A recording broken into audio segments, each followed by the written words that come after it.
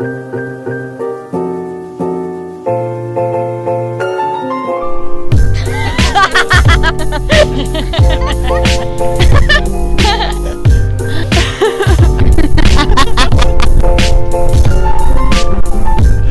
hello, beautiful humans. Today we are in Prospect Park. It's our beautiful park, guys. If you haven't been here, it is a must-see.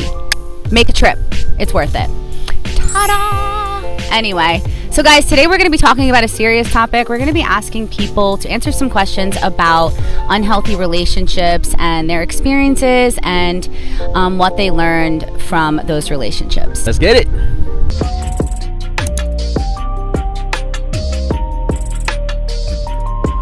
An unhealthy relationship to me is one where your boundaries are not respected.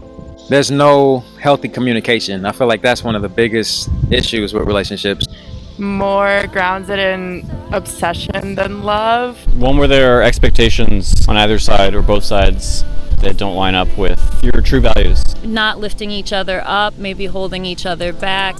Where you don't fully hear one another. There is one person who is not kind of carrying their weight and not doing what they need to do to make the relationship work and sort of leaving the other person out to dry, like fundamentally at its core. I think an unhealthy relationship is one that doesn't allow for change and allow for like evolution and growth. When you lose the ability to hear each other and you no longer want to be curious about what the other person has to say, and you stop listening and you say, I'm right, and that person has to be wrong. And oftentimes we enter in these loops where we are standing off from each other when we actually just want to hold each other tight and reconnect. They spend more time in conflict than appreciating each other because of the insecurities that each of them are dealing with, or their histories, or anything that can affect how somebody's, what their interpersonal limitations are. What's really important, to me at least, in a relationship is that you maintain your sense of your individual self in addition to being with someone else. And I feel like it's good to have a partner that encourages you to be your best self. And I think like a classic unhealthy dynamic would be like if you're with somebody who is like, I don't want you to talk to your friends, I don't want to talk, you can't talk to your family, I don't want you going to do that thing, like I just want you for myself. Like you need to be able to feel like you're an individual and that your partner appreciates that side of you, because otherwise it can be like controlling and you don't want to be losing yourself. You know, you should be complimenting each other instead of like erasing that person. I think that we all have like our patterns of trauma and how we connect with other people. And I think that anything coming from a place of that trauma, as opposed to like, I don't know, think about like who's in the driver's seat. Is it trauma in the driver's seat, or are you in the driver's seat? Anything coming from that like trauma being in the driver's seat and that pattern perpetuating itself in a relationship speaks to, can be an unhealthy dynamic, especially when one person triggers that within the other person, and vice versa. When that becomes a cycle and a pattern is when maybe you can start calling it unhealthy. One of the partners is trying to be controlling over the other, changing what the others want or believe. I would define an unhealthy relationship kind of based on the attachment style theory, which really helped me pinpoint things that have gone wrong in my own relationships. People can swing to being avoidant of intimacy and attachment, or anxious, which is what I experienced, which is like kind of over-relying on your partner, or a mix of those. The last one is a secure attachment base, which I'm hoping that I have finally reached.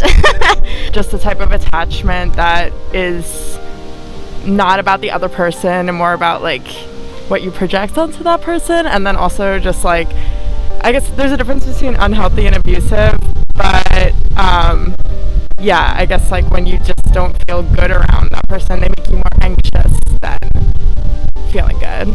there's an imbalance where one person is not meeting the other person's needs, is not sort of fulfilling their goals, fulfilling their desires, fulfilling their interests. Lack of communication, toxic communication, so manipulation, all of those define an unhealthy relationship.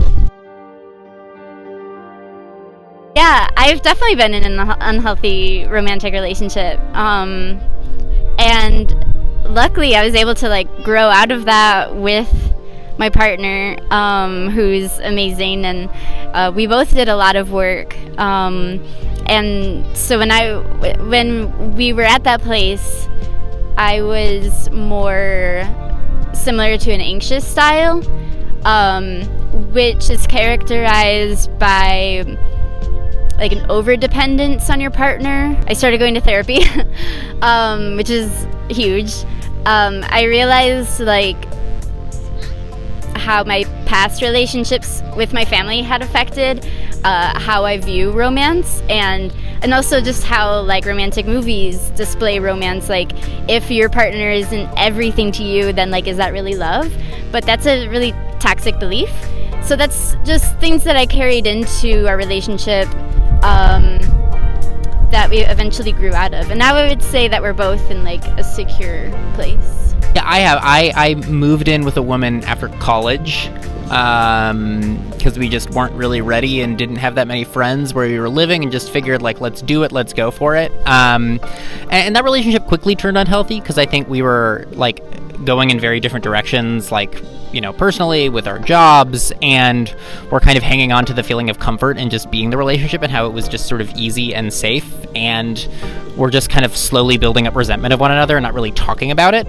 And I think that did a lot of damage to our just like sense of self, or sense of confidence, or sense of self-worth, because every time like both of us came home, there was sort of this like silent negative energy, and that was really unhealthy, and that was really toxic. Yeah, I have been in an unhealthy relationship, and it was obviously challenging at the time, as everybody who's going through a negative or a toxic relationship probably experiences, but at the same time it was very useful because it helped me learn a lot about what I'm looking for in a partner, and what compromises that I need to make in relationships, and what is a reasonable compromise versus what is just giving in and settling. And so I think that having that is almost like having a cheat sheet for later relationships, because now I know what I'm looking for and what I need to do. I think like so many of us have been in unhealthy relationship, and I think that really like it's the choice that it comes down to, is like, are we going to choose to break free of the cycle and change it? And it's chaotic, it's hard, it's hurtful. It just feels defensive all the time. There's no ease, there's no flow, and it really just sucks the life out of everything. In high school, I was in an unhealthy relationship, actually. Like, my first relationship was a pretty unhealthy one. And I think I just, like, very much didn't know what a healthy one looked like. So I, like, wasn't able to see the signs of it at all. Yes, it sucked. But who hasn't been in an unhealthy relationship at 41, you know? I feel like it's just gonna happen. Yeah, I have. It was definitely very codependent. It was a really early on relationship, so there wasn't a whole lot of, I didn't know, I suppose, like, what a healthy relationship was supposed to look like. And so I accepted what was happening. I accepted the love that I was being given, without being able to, like, express the needs that I actually, the needs that I needed to be met. Yeah, sure. Yeah, we all have, and I think that is kind of what kills it, is the everyday kind of thing. It's the small stuff. It's just like, yeah, being down and not knowing how to bring the other person up, or not being willing to do it is usually kind of what it is. Because you're invested and you want it to work, and you're doing everything you can, but then you're just hitting this wall, and you kind of just keep doing it unless you've learned that lesson already, and then you kind of, something happens and then you learn that lesson finally. I feel like it's pretty nuanced. Like, you can be with somebody and it's not unhealthy and then it becomes unhealthy and vice versa. So, I mean, my only experience was just that sometimes you hit like a conflict point in a relationship where you really don't see eye to eye on like a major like life topic. And for me, it was like the desire to like have a family one day. So I do think having like shared mutual values for what you want is important, because if you're not matching up on something like that critical, then like it starts to eat away at the rest of your relationship. Part one of our relationship was going to end right before COVID. Really? Yeah, and we had broken up. Yeah, we had just broken up for a short moment of time, but we were in that pattern that I described, and so we know what it looks like, and we decided to make a choice where we both will come forward, and we both decided to commit to the communication and to the progress. And I'm just so grateful that I've met a partner who truly wants to make that commitment with me, and that I've made that commitment because I've been in many relationships before that wasn't the case. So I'm really grateful for our part two. There was definitely a lot of self-growth in the sense that I realized maybe some emotional baggage that I was carrying, and that I had learned to deal with conflict, especially with people close to me, in a certain way. I think we're all messed up from our parents, and so I think I had to learn a lot about how, or rather I had to unlearn some of the conflict resolution mechanisms that I had picked up from my family and my community. And then I also learned that I shouldn't settle as well, and that I deserve to be treated well. And so I learned a lot about self-love and what I can accept from as far as somebody else treating me, and how to set boundaries. You should feel good, and you should feel comfortable and happy. And if you don't feel like that, you shouldn't be with somebody. One of the things that helped was just figuring out like how to communicate about what's going on and try to sort of like diagnose like what is making this relationship unhealthy. Because I think like you can fix an unhealthy relationship. I think you can address the problems, you can address the challenges, and you can figure out how to resolve them. And I think it's important to distinguish that from like a type of relationship that's like not fixable. If the relationship is like abusive or like super toxic, or as like other stuff that you just know there's no resolution. And I think being able to identify at what point is this, unfixable versus at what point is this okay. And I think for me, I think it's very hard, or at least it was hard for me to address the challenges in my relationship before they got to a point where I was like, okay, like we just have to sort of break it off, because there's just no coming back from this. So I think that was sort of one sense of advice I got of just, if you're like identifying these, if you're seeing the signs of an unhealthy relationship, just like calling it out early and talking about it. I don't want to credit the unhealthy, toxic parts of it too much for like the growth that happened after that, because I think that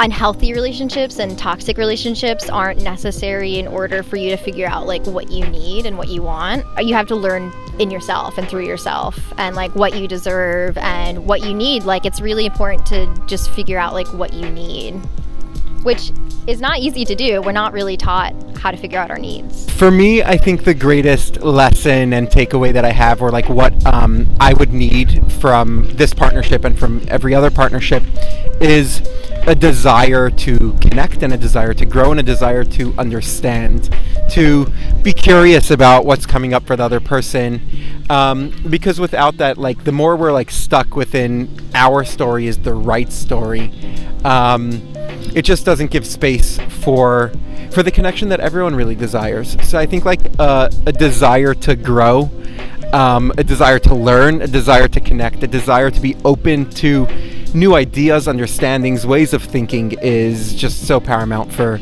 connecting as people. When we were brave enough to change the patterns that we had made and to become secure, and to really like put a lot of effort towards that, we then were able to like see the benefits of our relationship, see a lot more benefits that we hadn't been seeing before. Like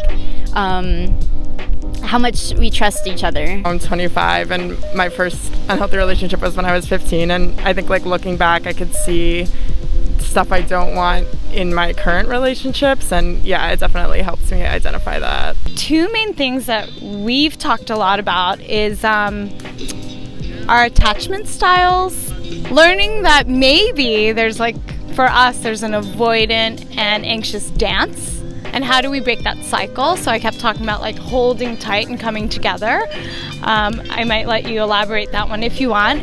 And that was a tool that was huge for our relationship because it gave me empathy and understanding for the other side of the coin, the one that wants to be together. And another lesson was, what was I gonna say? Boundaries. You were just saying boundaries. A dear friend of mine said that boundaries is a place that I can simultaneously love myself and love you. And that's the point. And before that, I had a hard time with boundaries. If someone put up a boundary, it might feel rejective and hurtful. But when I found that that is the balance point, it made me feel like that is the place that I can come together with you and I. It's where we meet. It's our meeting point. It made it really beautiful for me. Sometimes it's a deal breaker and sometimes it's not. So I think the only way you know it's a deal breaker is by bringing up the conflict and working through it early. Don't let it like fester and become this like bigger issue. Manipulation and lying are like the big deal breakers for me, but I've fortunately never had to deal with that. Sometimes things just don't work out and sometimes there's something more malicious going on. Yeah, emotional immaturity, 100%. You can spot that from a mile away. Yeah. Somebody whose morality is just fundamentally different than mine. So if somebody's doesn't believe in justice and in peace and in love, and if that's not how they live their life, then that's definitely a deal breaker. I have to agree with her. Like anything that is fundamentally different. I think like ultimately like at their core, if you're like not a kind person, like I don't really want to date you. And I think that's like hard to tell at first because like the first like year of a relationship, like anybody can seem super nice. And I also think like, you know, for me, if I'm dating someone who like in their like career, in their day-to-day doesn't focus on like in some way, shape or form making the world a better place, like you don't have to be like, you know, hanging around with Greenpeace, but like if you are like, you know, working for some like giant, like, you know, if you're like working for JP Morgan and like don't care about like the inequities that the financial system is like, you know, perpetuating, like that's not amazing. And I wouldn't be able to do that. I try to keep an eye out for love bombing, which is something I'm really bad at telling when it's happening because it feels really good. It's not sustainable. It can't lead to a healthy relationship. A lot of the time, those people will just switch, like flip a switch. I think like sometimes maybe people don't realize they're doing it, but I think often when that happens, the person ends up like not being like that. So much of what I love about like New York City and where we are is that it's like a place where I can be like exposed to a lot of ideas and culture, and I think it would be really hard for me to end up in a long-term relationship with somebody who like wanted to live in like a rural area. Like that would just be challenging for me personally. I also think these days with like COVID and everything, like I'm much more aware of like the importance of like health, and I think if I were dating somebody who was like addicted to drugs or like a smoker or like some of these like big health things, I just could not be up for that situation. Like that would be really, it would be too much to take on, and I would just have to like pass completely on even in, you know, starting a relationship. You just gotta be yourself and not try too hard, not try to be anyone else. You just have to kind of like put yourself forward, because that's what you're going to be dealing with that entire relationship if that happens or whatever, you know. Like you just got to present yourself as you are in your heart, and that's gonna get you through everything in life, not just relationships, you know. You just gotta kind of do that for everything. So I think I had to look inward and say, there's a pattern here, and I might be at least 50% of that pattern. What can I do? So I looked into therapy, couples therapy, and coaching. And I started to look into myself and hosts of books that were amazing. If you feel like your relationship might be unhealthy, then try to get out of it. And you know, you can find a healthy relationship out there. There is somebody or several people who will love you for you and who will lift you up and who you will be able to provide good support to as well. I would say try to be as free as possible. Free and happy. And I feel if you can feel that in a relationship, you're successful. Anything that has to do with attachment theory, very, very helpful. And it also like helps you with self-love too, if you're also like on that journey. Everyone spend time figuring out exactly what it is that you want, what your boundaries are, who it is that you want to be, just like as yourself. Figure out how to let someone in. I think that's also like an important part of being in like a healthy relationship, is like allowing someone to like love you properly and not wanting to push that away. But it all takes time, and like Jill said, like therapy is a really good option. I think like everyone should, if they can, if resources allow, look into, because it's an important tool in the toolbox. I think just like relationships should feel good, and if it doesn't feel good, you should find something that does, and you don't have to put up with anything that's making your life worse. Relationships should be easy, guys. Everything should happen easy and spontaneously. So if it's not easy, then it's not healthy. Love yourself first, right? Because if you can't love yourself, how are you going to love anybody else? And I'm pretty sure that's an original Chris Mitchell. I can't think of a single person who would have said that ever. This is original. Trademark. If you are wanting to move on from someone, it can be easy to fall back into like a cycle of like, you're talking about like habit and comfort, and I think that's absolutely true. Like, these relationships can be complicated even after you break up with someone, and I think for me, like, I've had to draw some boundaries where it's like, yes, I still care about this person, yes, maybe there's part of me that's like, oh, you know, could there be more if we had only fixed this thing? And I think at some point you kind of have to say, what happened, and like, I need to move on from myself. I need to be like solid on what I want, and maybe that means like seeing this person less, talking to them less, giving them less exposure to who you are, you know, in your day to day. And that's okay to draw boundaries with someone who, you know, isn't necessarily like that person for you anymore. And that might help you open up to new people who could be a better fit. So I would just say like, drawing boundaries is totally acceptable. We prioritize like romantic love and relationships, this like idea of the one, so hard, and you know, like you're either coupled or you're not coupled, and we have this idea of society that will find our one true love and live happily ever after.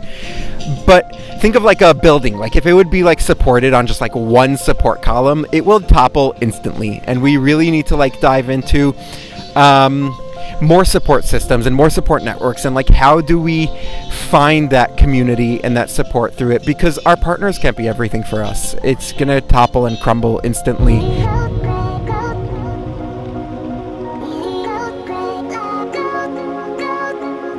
An unhealthy relationship is one where you give your partner COVID.